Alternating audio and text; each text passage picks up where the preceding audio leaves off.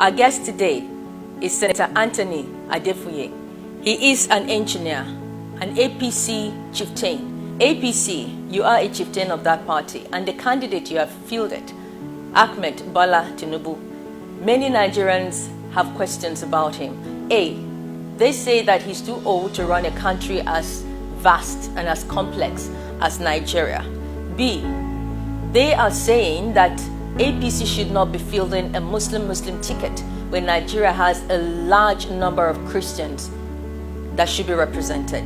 And C, that you are fielding someone from the southwest part of the country instead of someone from the southeast. The southwest has never been president before. But we've had Olusegun Obasanjo. No, Olusegun Obasanjo is an Igbo man. He came from Anambra State. His father is an Igbo man. Do you have evidence to this, sir?